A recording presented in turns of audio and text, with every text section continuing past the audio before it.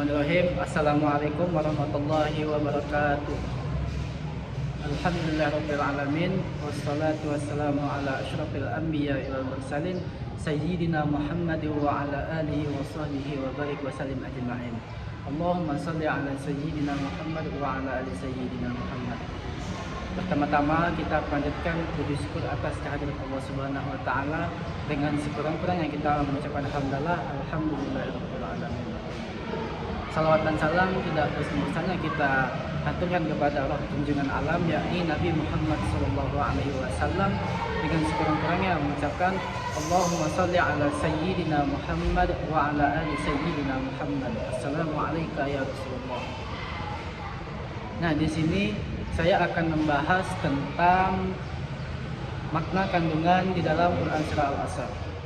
Nah, tujuan kita mempelajari makna Quran surah Al-Asr ini agar kita semua bisa mengamalkan isi kandungannya di dalam kehidupan kita sehari-hari. Nah, langsung saja ke pembahasan. Di sini saya akan menceritakan latar belakang Quran surah Al-Asr. Nah, Quran surah Al-Asr adalah surah yang ke-103 di dalam Al-Quran.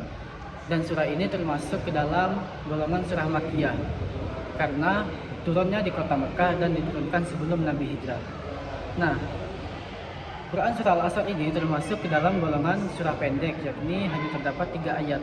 Nah, meskipun hanya terdapat 3 ayat, tetapi kata para ulama, di dalam kandungan Quran surah Al-Asr ini sangat merangkum inti ajaran agama Islam.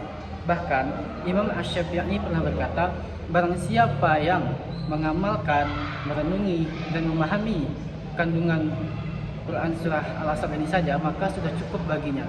Nah, dari perkataan Imam Syafi'i tersebut dapat kita simpulkan bahwasanya jika kita mengamalkan, memahami dan merenungi Quran surah Al-Asr saja, maka kita sudah mempelajari inti dari ajaran agama Islam, dan kita terhindar daripada golongan orang-orang Yahudi. Nah, yang kedua yaitu isi kandungan Quran surah Al-Asr. Yang pertama yaitu tentang pentingnya waktu. Di dalam Quran surah Al-Asr, Allah Subhanahu wa taala bersumpah demi waktu. Karena bahwasanya kata Allah, waktu adalah salah satu nikmat yang paling besar yang sering disia-siakan oleh manusia. Waktu yang telah berlalu tidak dapat berputar kembali.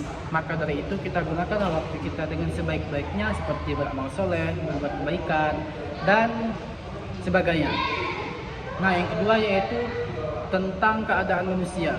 Di dalam surah Al-Asr ini juga Allah bilang, sesungguhnya manusia itu berada di dalam kerugian, baik di dunia maupun di akhirat, kecuali mereka-mereka yang mengamalkan 4 perkara ini. Nah, apa saja 4 perkara tersebut?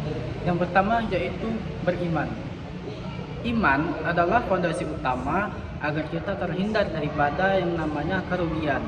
Jika kita beriman, seperti beriman kepada Allah, malaikat-malaikatnya, rasulnya, kitab-kitabnya, hari akhir, dan qadar, maka kita akan selamat di dunia maupun di akhirat, dan kita juga terhindar daripada golongan orang-orang yang rugi. Nah, yang syarat yang kedua yaitu beramal soleh. Beramal soleh berarti kita melakukan suatu perbuatan yang baik, bermanfaat, dan yang diridhoi Allah. Nah, contoh beramal ini ada banyak sekali, seperti menolong sesama, membantu orang tua, menolong teman, dan sebagainya. Nah, kemudian syarat yang ketiga yaitu sabar dalam kebenaran. Nah, maksud dari sabar dalam kebenaran ini yaitu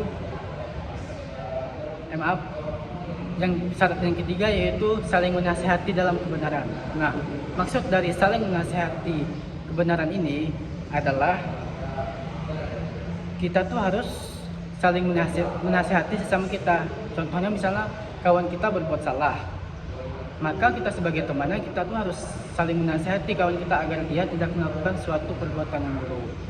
Nah, kemudian yang syarat keempat yaitu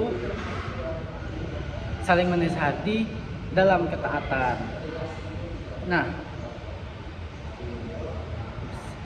Nah, kita sebagai umat muslim kita tuh harus saling mengingatkan sesama kita untuk selalu berbuat taat kepada Allah dan menghindari perbuatan yang buruk. Kita juga sebelum menyuruh atau memerintahkan teman kita, kita tuh harus melakukan terlebih dahulu. Jika kita menyuruh kawan kita sholat, maka kita tuh harus sholat terlebih dahulu, agar kita tidak termasuk ke dalam orang-orang yang munafik. Seperti ada yang bilang, barang siapa yang menyuruh sesuatu perkara tetapi dia tidak mengamalkannya, maka dia termasuk orang-orang yang munafik. Nah, kesimpulannya jika kita ingin selamat di dunia dan akhirat dan terhindar daripada golongan orang-orang yang rugi, maka kita harus melaksanakan dan mengamalkan 4 syarat tadi, yaitu beriman, beramal soleh, saling menasihati dalam kebenaran, dan saling menasihati dalam ketaatan dan kesabaran. Nah, mungkin ini saja yang dapat saya sampaikan. Lebih kurang mohon maaf.